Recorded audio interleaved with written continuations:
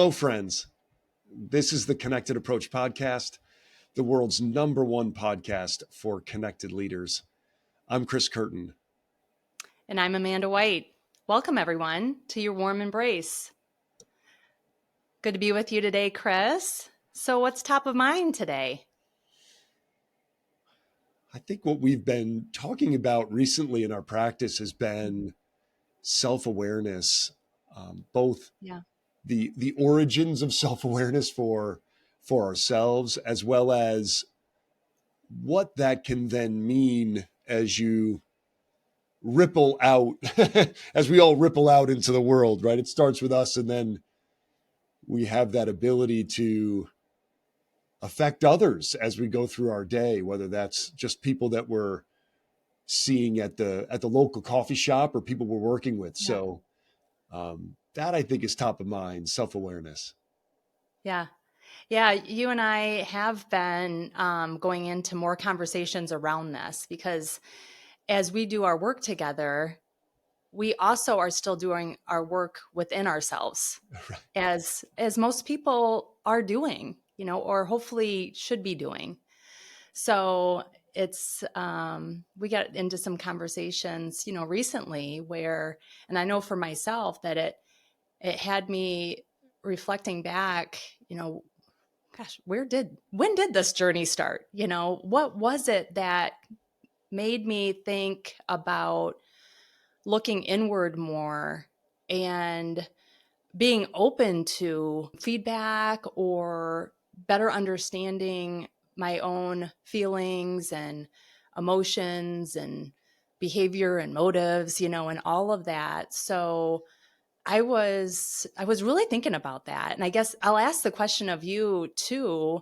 We can kind of go back and forth, but do you know when that process started for you? Well, it's an interesting question, right? I mean, sometimes it's thrust upon you.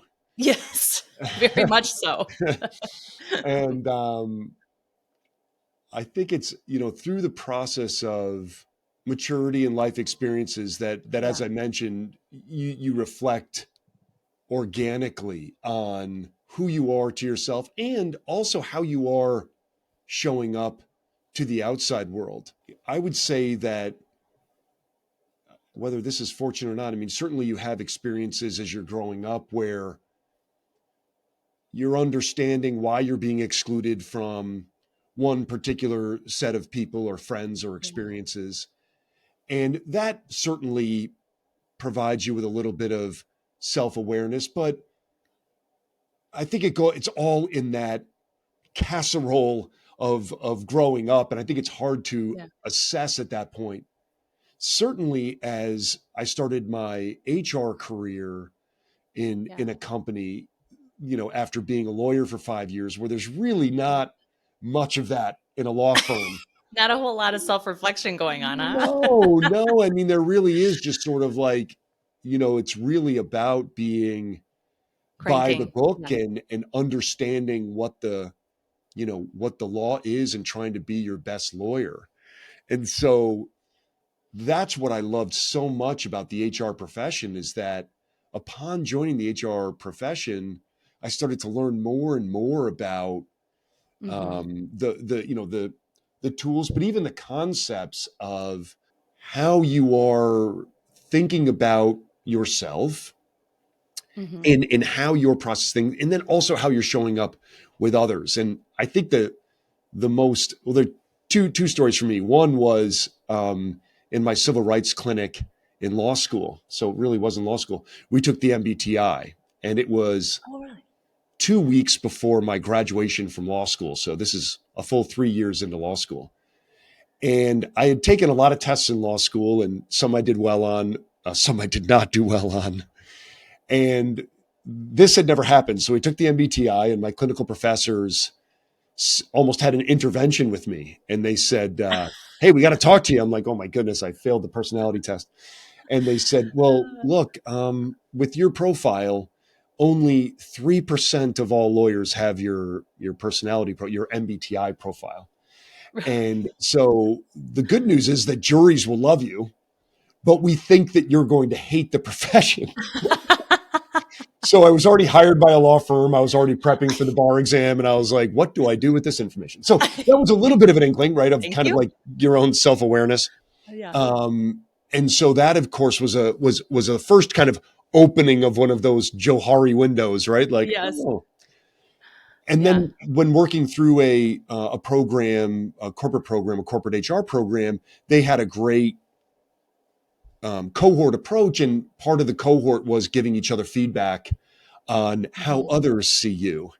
And that was very compelling too. You know, Yeah. people sharing insights of my energy and how my energy impacts them in a kind of intimidating way, which Oh, was okay. Yeah. striking, Yeah. like, how could too much of this be a bad thing? But honestly, that was kind of the reflection. So that's, I think, sort of starts that process. But those are things that even as you become a coach and you start peer Mhm. coaching and you start coaching others and you're constantly trying to understand yourself and grow Yeah. yourself, it's reflecting back on those things because you sort of take Yeah. those things and then you continue forward, but not really fully digesting them. So Yeah. Yeah. long answer to your question. I love the stories. Yeah. And how long did you continue? You said 5 years that you were a lawyer, right? Yes. And then you're like, well, maybe I should like listen to that MBTI, that Myers Briggs feedback. What was your journey with self-awareness? Yeah, I think similar. I think to your point, we have these things that we're a part of and that happen to us and our experiences growing up, but you don't know if they're right or wrong or good or bad or whatever. They're just, the experience that you have. It's not until later, the self awareness process, that you go back to that point and you're like, I guess I should really start to understand, because of those experiences or whatever experiences I've had has made me who I am or whatever. So it was I again, in my HR profession, we're ones that will have assessments that we do with leaders within the organization, but we always do the assessments on our own. MBTI or Myers Briggs was a big one for me. But even prior to that, I had started working with what was a coach at the time, but she was called more of a communications partner specialist. And I realized that it wasn't as much communications, it was more getting clear on who I am and what my motives were, what my aspirations were. So I think that was the very beginning of me kind of really thinking like, who am I and what are my strengths and how do I think more about my strengths versus like fixing something that, maybe it's just a part of who I am. So definitely through um, really amazing leaders or facilitators or coaches, whether they were called that at the time, that got me to start thinking more inwardly. And then I would say there was, probably feedback along the way that kind of stung a little bit, like, okay, when you get feedback, you're very defensive. And it's like, again, it's like, me defensive? Like, how could I be? I'm not defensive. And then I'm like, oh, I'm kind of being defensive, Right. So you have to, but you have to care, you have to be able to say like, all right, I want to do something about this. So it really starts with the mindset shift of, here's some feedback from some assessments, here's some feedback from leaders or other individuals within the organization. Do I want to excuse it away? Because they say ignorance is bliss, right? It's easier to just be like, they don't know what they're talking about. Like, that's what a lot of people are like, just, it's not me, whatever. I never liked that person in the first place, but you have to say, like, there's truth in there. And I want to change my mindset. Like I want to grow that mindset to be able to kind of peek behind the curtain or open the window to start that journey of who really am I, Mm. and how can I get better? But you have to want to do that. Mm. You had said for me to think inwardly. What Hmm. did you mean by inwardly or think inwardly? Yeah, I think that's where it starts, is with self, right? So you first have to understand, again, who you are. What are your strengths? What are your feelings, thoughts, emotions, motives, aspirations? Um, and that just continues to evolve. Once I started then into the coach training, I remember a time that I was just like, I'm not really sure what my values are. I kind of know what my values are, but like to really go through an exercise to know this is what kind of guides me in decision making and just my everyday. And then it helps to also say, oh, and this is also what probably triggers me, because when there is a conflict with someone that has a different set of values, then that can be part of what triggers. I think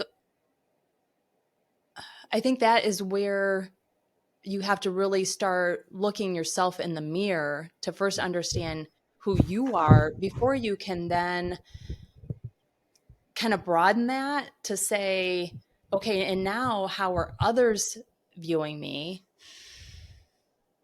And then be like, how are the situation I'm in um, helping or hindering, how I'm showing up? Mhm. So if you don't have that core first to work on it within yourself in that inward kind of way, I don't know that you can really, because the more I started becoming aware of myself, then I was like, oh, okay. And this other person has their stuff, and how are we interacting? And yeah. It's interesting. What's coming up for me listening to you is a couple of things. One is like, Yeah. I grew up in a big family and we were very proud of our family. I know you were you have a big Yep. family as well. And yeah, I don't want to blame everything on it was the 80s. You don't want to blame everything on it was the 80s. We had I we love had the we 80s. had we had cable TVs. There's no problem. But like, there was kind of a feeling that a collective feeling, not that we were giving each other corporate feedback, from our neighbors, but that there was a great pride in who we are, who, who, who we are as a family, what we stood for, Mhm. what we valued.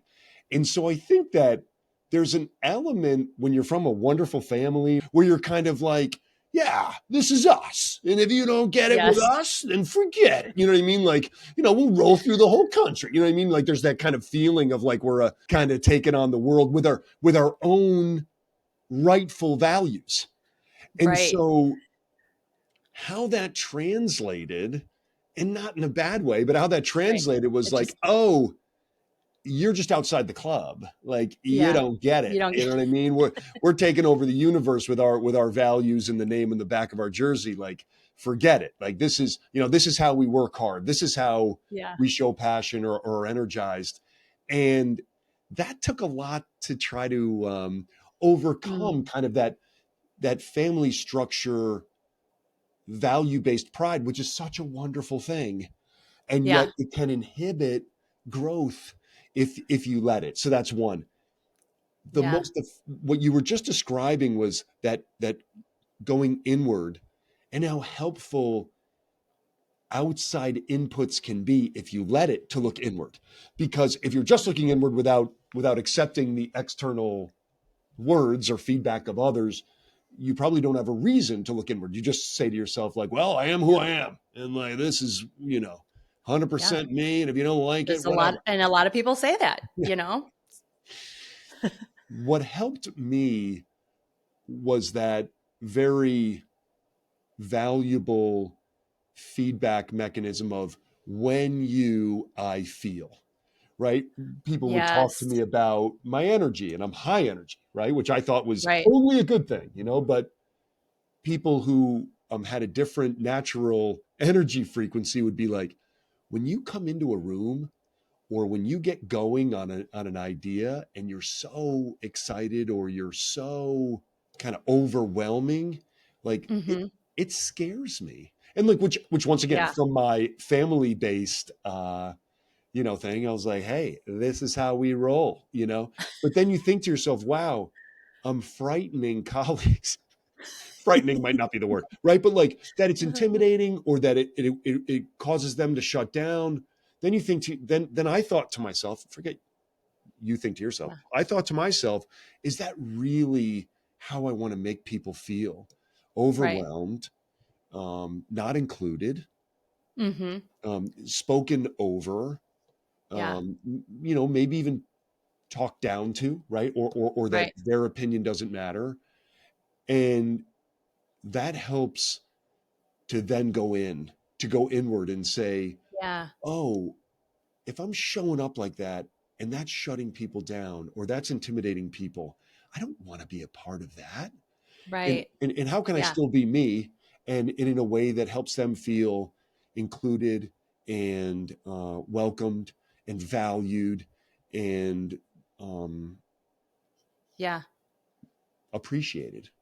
Yeah. Well, and how fortunate that you had individuals within your life, um, work environment that felt comfortable giving you that feedback. So I'm assuming that there was some sort of outreach, or Mm. you made it a safe space for people to give you that feedback, because that's the unfortunate part, is that a lot of times people may have that feedback to give, but they don't give it because of how you may be coming across. Like, you just don't want it. I mean, I know that there's individuals that it's like, I would love to give this person feedback, but they're not in a place where they're ready to receive it or will receive it. And it'll just like put up other walls or whatever. So that in and of itself is a process to even either do you remember what it was? Was it part of a program, or was it you saying, I want to advance or whatever, and I want to get this feedback? Well, one was part of a program. The other, and I remember this, you're right, it was so valuable to me that I remember this to this day. It was probably, a decade ago. And my boss's boss was meeting with me for a skip level one-on-one and just said, hey, I want to give you some feedback. And it was so Hmm. helpful. And this is what she said. She said, when you come into a meeting, you come in with especially if you're maybe a minute late or even if you're like setting up, Yeah. you have such an energy about you. It almost looks like your own storm. You know what I mean? Like you're coming in so Yeah. just like, ugh. And she said, in addition to that visual, which was valuable, Right. she had a great tip. She said, hey, just before you walk into a room, just take 2 seconds outside the room to take two deep breaths, Yeah. which playing basketball I was comfortable with because I would take deep breaths before a free throw and I recognized the value of that, but I'd never thought about it In the corporate role. Yeah. right, Setting. walking into a boardroom or a meeting room. And that was so helpful so I could compose myself. I could walk in a way that I'm Yeah. sure I didn't look like I was, In a walking fury. Yeah. in, meek and humble or whatever, like, kind of like, Yeah. smaller than I am because I'm kind of a taller person. But it did allow me to be my most settled and peacefully appearing person to those who had to receive Hmm. me in the room. And it was great feedback. Yeah. And allowed me to think, oh, if that's what I have to do to be aware myself, to have a better impact on those who are receiving me, Yeah. awesome. So Yeah.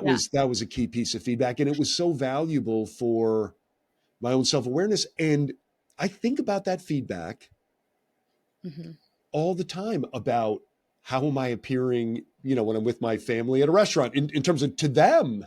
or Yeah. to, so that I'm just aware of the energy I'm giving off and ability to try to set the Hmm. others I'm with at ease.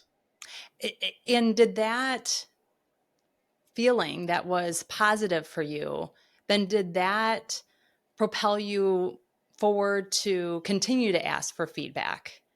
And, Abs. Oh, because it's at first you're kind of like, I don't know if I want feedback. But then you're like, oh, wow, like that was pretty painless. And how do I get more of this? Did you feel that happen? yes, and it's interesting because we, the in addition to the T-shirt we all have that is I Heart HR, Uh-huh. Of it's course. no, I'm just teasing, but although I do have that T-shirt, is on the back where it says, the back of that T-shirt would say, "Feedback is a gift," which Yes. sometimes we would say that to people, and like the eye roll from the folks who don't exactly like that phrase or don't like feedback, but it really is because there's a measure of courage for the person that is giving it, and there's also a measure of real care that it takes, like that game of operation, right? To kind of reach Yes. in and extract the thing without or without hitting it as Yeah. hard. And to do so is a real is really artful and caring when the Hmm. person does it properly. And it really did. Because you're like, oh my goodness, Yeah. if that's something that I can improve, more of this, please. Right? Yeah. Yeah. Yeah. It's definitely something that I had to open up to, but also figure out how do I, because one of the things that I am defensive, because I hold myself to high expectations because of my stickler kind of perfectionist way. And so when I would get feedback, I would instantly my brain would try and make sense of it, which that's, I guess, my analysis of it, anyways. But what came out was very much defensive. Well, this is why I did this, or that's why I did that, or, whatever. But I also was that way to others that I really cared about, and, Mm. individuals on my team. If people were, critical of them or whatever the situation was. But I had some of my closest people would call me Mama Bear because I would get in a protect mode, Mhm. which also wasn't helpful, so it really getting that feedback, I was able to say, okay, why am I, okay, maybe there's some truth here. Maybe I am getting defensive. What is it, that I'm trying to defend? And digging into that, and then, just continuing to just parse that back. But the other thing I'm thinking of, Chris, is when I would have, many leaders would come and they would talk about like how they can get to the next level, or whatever the next job is that they wanted to go after. And I would strongly encourage them, like, are you asking for feedback? And they'd be like, oh, yeah, yeah, yeah, I ask, I always ask. I ask during my PFT or whatever. And I said, but how are you doing that? Because people are not wired to be able to have these like courageous conversations. They see them as conflict, that this is hard. This is going to be a bad, conversation. I'm going to try and tell him he's like way too energetic, and he's going to take that personally. And then he's going to hold it against me. It's not going to be the same. We're making up all these stories in our head. So what I try and encourage leaders who are wanting feedback, I said, you have to really be proactive in that and be intentional about how you ask for the feedback. So maybe you go to your boss and say, I really want to know how I can do better in this area, or understand my blind spots. And I would really appreciate if, you have time to think about that and be able to give me feedback. It's hard for people to give feedback in the moment. Your response is like, you're great. You're great. I love you. But if you put the invitation out there to say, I want feedback, can we schedule time where, you can maybe, give me some feedback, and like in my case, I'll say, hey, I have an automatic reaction to be defensive, but it's not because I don't want the feedback. It's just, so I'll be working to quiet that and not come across defensive, because I really do want to know how I'm being viewed and how I'm showing up, because I want to be, someone that doesn't turn people off, or, whatever the case is. So have you found that as well, as just in situations where you have to give feedback, or how to help others build self-awareness? Yes. And what you shared a few minutes ago is an important part of that, is like, is there, I guess, perceived on our part, if you're going to be giving feedback, is it wanted? Mm-hmm. Is it, is there a catcher to this to this throw? Yeah. And in an employment setting, there's a duty Yeah. from manager or key stakeholder to provide feedback that Yeah. is limiting or damaging or valuable to the person. Right. And so I think people are, there's kind of an implicit agreement Right. that feedback is a Part valuable of it. Right. exercise and tool. Where it's person to person outside the employment context, Yeah. I do find myself spending a lot of time asking myself, is is the subject receptive? And that sometimes is a really hard thing, because you say, I have great feedback, I have magnificent things to share, and I also am exceptional at communicating it.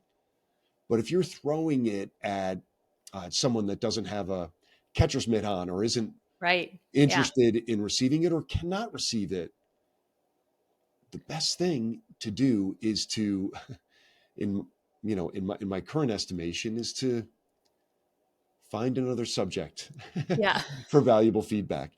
Um, Yeah. what I wanted to Yeah. ask you, as we start to come to the end of this conversation, is, Mm.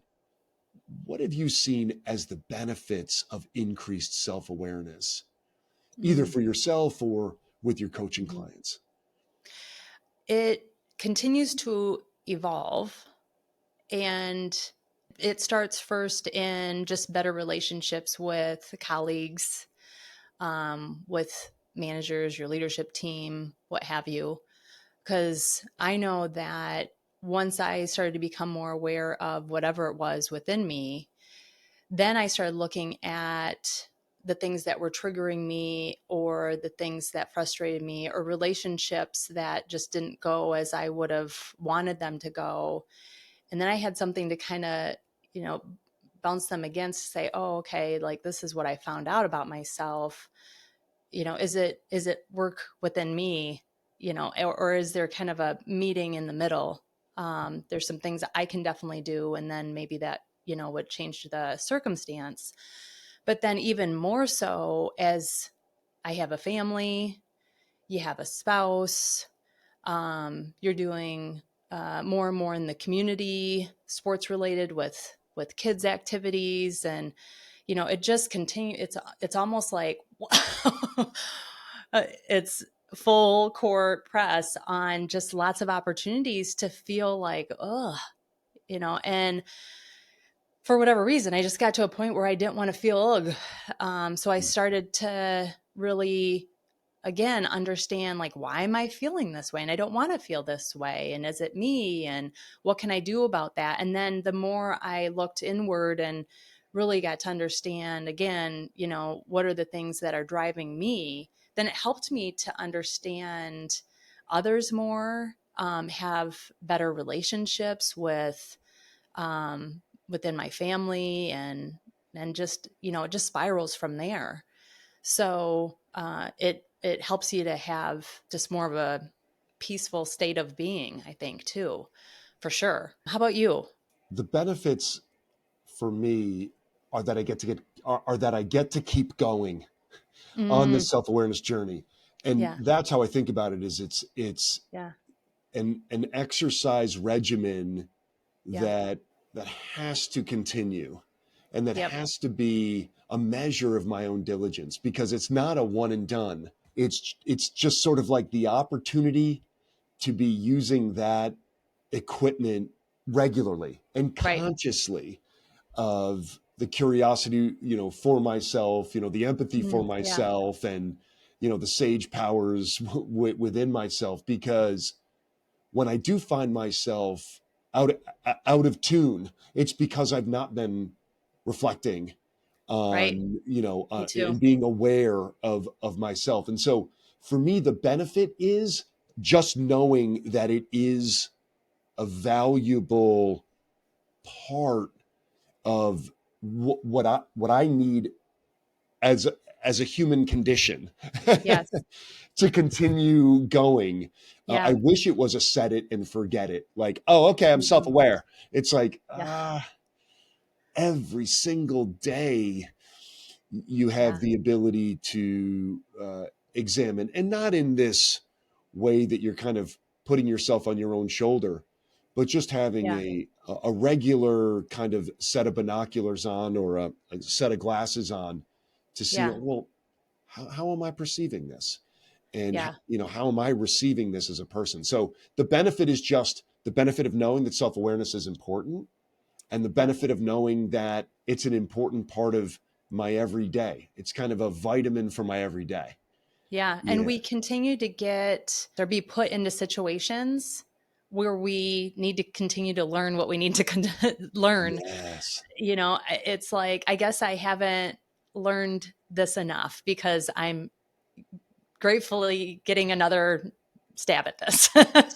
you know, it's Exactly. like, it's I've had a situation just recently, and so again, but I'm to a point where I'm not thinking like, oh man, I do try and look at it like, all right, here's another opportunity for me to grow this whatever I need to grow within me, and I'm ready, and once you get past some of the painfulness at the beginning of kind of pulling the curtain back, then you get just, I see it as it's an everyday thing, and I don't fight it anymore. It's like, all Mm, right, great. I'm going into another like learning opportunity. Let's do this.